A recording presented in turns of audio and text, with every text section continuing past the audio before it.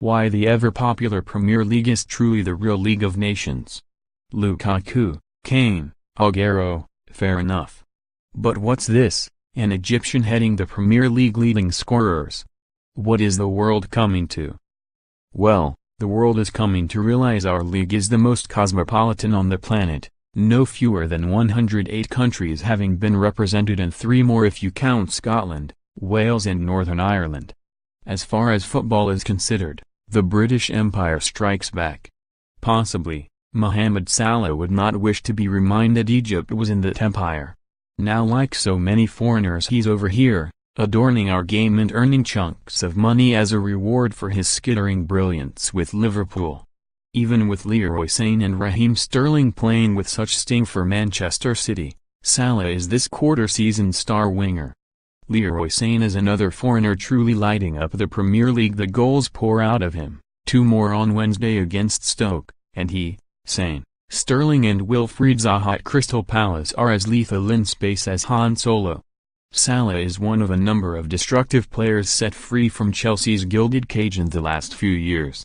Whether hair is being torn out at Stamford Bridge, I don't know, but each of them thought they had waited too long for first-team opportunities and were loaned to ease their frustration and later sold.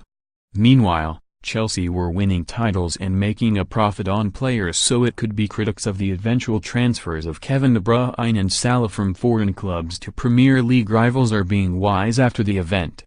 Romelu Lukaku's £90 million move to Manchester United was different, as Chelsea had loaned him to West Brom and then Everton before the Toffees bought him.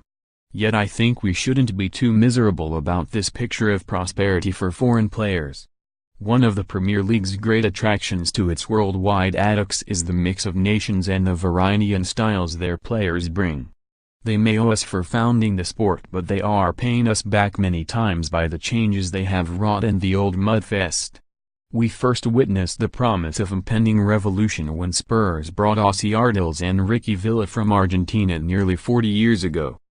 EU membership along with the start of the Premier League in 1992 accelerated the process. In 2005, the revolution was largely French.